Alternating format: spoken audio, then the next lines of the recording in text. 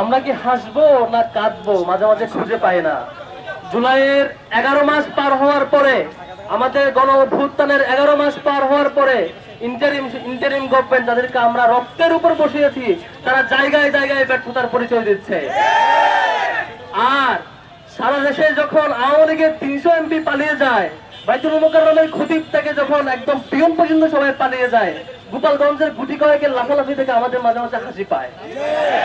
আবার দুঃখ হয় ইন্টারিম গভর্নমেন্টের এই ব্যর্থতা থেকে। ইন্টারিম সরকারের প্রত্যেকটা প্রশাসন, প্রত্যেকটা ক্যাটাগরিতে চরমতম ব্যর্থতার পরিচয় দিয়েছে। আগস্টে আমরা দেখেছি ঢাকা বিশ্ববিদ্যালয় ভিসি সহ সারা বাংলাদেশের প্রত্যেকটা বিশ্ববিদ্যালয় প্রশাসন নতুন করে পুনর্গঠন হয়েছিল। আমরা মনে করেছিলাম 2024 সালে বোধ হয় ডাকসু আমরা পাবো, কিন্তু আদৌ আমরা ডাকসুর সন্ধান পাই নাই। এখন নানান নাটক আমরা দেখতে পাচ্ছি। ইন্টারিম সরকারের আরেকটা এক্সটেনশন ঢাকা ইউনিভার্সিটি প্রশাসন, এখানেও ব্যর্থতার পরিচয় দিয়েছিল। আজকে গোপালগঞ্জে জুলাই যোদ্ধারা তাদের দলীয় কার্যক্রমের জন্য গোপালগঞ্জে গিয়েছিল, তার রাজনৈতিক অধিকার ছিল তার নিয়মিত কর্মসূচি স্বাধীনভাবে বাস্তবায়ন করা, কিন্তু আওয়ামী লীগের ক্যান্টনমেন্ট খ্যাত সকল সন্ত্রাসীদের আশ্রয়দাতা জেলা গোপালগঞ্জে তারা আশ্রিত ছিল, তারা সবাই মিলে সন্ত্রাসী হামলা করেছে। ইন্টারিম গভর্নমেন্ট এখানেও ব্যর্থতার পরিচয় দিয়েছে। আমরা সুস্পষ্ট কণ্ঠে ইন্টারিম গভর্নমেন্টকে বলতে চাই, আপনারা যদি দায়িত্ব পালনে ব্যর্থ হন, আল্লাহর রাস্তায় দায়িত্বটা ছেড়ে দেন। আল্লাহর রাস্তায় দায়িত্বটা ছেড়ে দেন। বাংলাদেশে অসংখ্য তরুণ যুবক আছে বাংলাদেশকে শাসন করবার জন্য, বাংলাদেশের দায়িত্ব নেবার জন্য। বাংলাদেশের তরুণের কোনো অভাব নেই। যারা এই দেশের দায়িত্ব নেবে, যারা তাজা রক্ত বিলিয়ে দিতে পারে, তারা এই দেশটাকে সুন্দর মতো সাজাতে গড়তেও পারে। কিন্তু আমরা আপনাদের প্রতি সম্মান রেখে, আপনাদের ব্যক্তিত্বের প্রতি তাকিয়ে আমরা আপনাদেরকে সেই আসনে বসিয়েছিলাম, কিন্তু আপনারা চরমতম ব্যর্থতার পরিচয় দিচ্ছেন।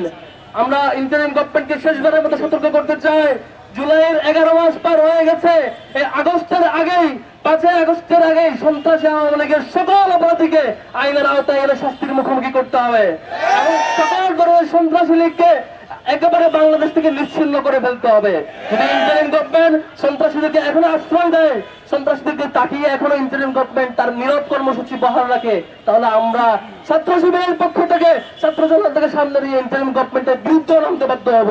আমরা আমাদের জুলাইয়ের রক্ত, অগস্টের আন্দোলনের রক্ত, শহীদদের রক্ত আমাদের গায়ে মাখা। আমরা সেই রক্ত লালন করি, সেই চেতনা লালন করি। শহীদদের স্মৃতিগুলো আমাদেরকে এখনো কাঁদায়। শহীদদের রক্তের দিকে একটু তাকাবেন প্লিজ। আপনারা বড় বড় চেয়ারে বসছেন, বড় বড় দায়িত্ব বসছেন, শহীদের ত্যাগগুলো ভুলে যাবেন না।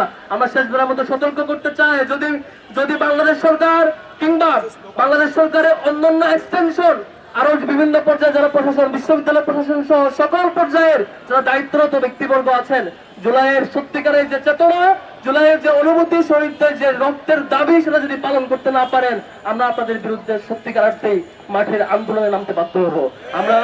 আমরা আপনাদেরকে শেষবারের মতো সতর্ক করে আগস্ট পর্যন্ত আমরা অপেক্ষা করতে চাই। এর মধ্যেই 5 আগস্টের মধ্যে আপনাদের সরব কর্মসূচি আমরা দেখতে পাই কিনা তাকাবো। ছাত্র শিবির তার অ্যাকশনে যাবে ইনশাআল্লাহ। আজকে কর্মসূচিতে ঢাকা বিশ্ববিদ্যালয় শাখার কর্মসূচিতে যারা উপস্থিত হয়েছেন সবাইকে ধন্যবাদ জানাচ্ছি। আমি আমার বক্তব্য শেষ করছি। আসসালামু আলাইকুম ওয়া রাহমাতুল্লাহ।